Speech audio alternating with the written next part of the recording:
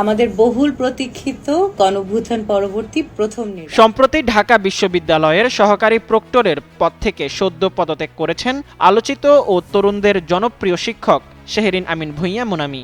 তার এই পদত্যাগের পর সামাজিক যোগাযোগ মাধ্যম সহ বিভিন্ন মহলে তাকে নিয়ে নানা গুঞ্জন ছড়িয়ে পড়ে যে তিনি খুব শীঘ্রই জাতীয় নাগরিক পার্টি এনসিপিতে যোগদান করছেন। চলমান এই গুঞ্জনের বিষয়ে মুনামি এক সাক্ষাৎকার প্রদানের মাধ্যমে সেই সব জল্পনার অবসান ঘটিয়ে নিজের অবস্থান পরিষ্কার করেছেন। একটি গণমাধ্যমকে দেয়া সাক্ষাৎকারে মুনামি স্পষ্ট করে বলেছেন, এনসিপি সম্পর্কে তার ইতিবাচক ধারণা থাকলেও বর্তমানে রাজনীতিতে আসার কোনো পরিকল্পনা তার নেই।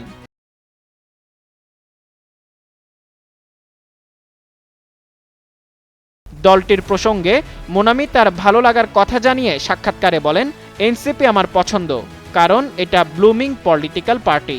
আমাদের সেন্ট্রিক পলিটিক্স করার জন্য বাংলাদেশে একটি পলিটিক্যাল পার্টি দরকার ছিল। আমার মনে হয় সেই জায়গাটা এনসিপি করে নিতে পেরেছে। সামনের দিকে হয়তো আরও ভালো হবে ইনশাআল্লাহ।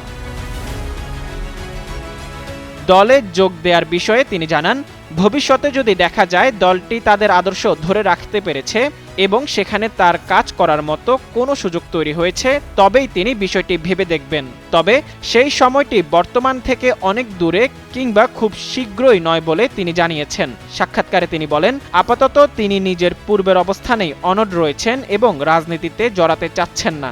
বর্তমানে শিক্ষকতা এবং অন্যান্য একাডেমিক কার্যক্রমেই মনোনিবেশ করতে চান বলে ইঙ্গিত দিয়েছেন। রাজনৈতিক বিশ্লেষকরা বলছেন, তার মতো তরুণ ও মেধাবী ব্যক্তিত্বদের রাজনীতিতে আসার সম্ভাবনা ভবিষ্যতে সব সময় উন্মুক্ত থাকবে।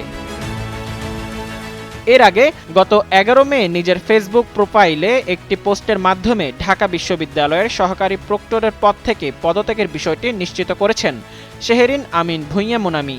তার এই আকস্মিক পদত্যাগের পরই মূলত তার রাজনৈতিক ক্যারিয়ার শুরু নিয়ে জল্পনা কল্পনা শুরু হয়। মোজাম্মেল পায়েল, যুগান্তর নিউজ।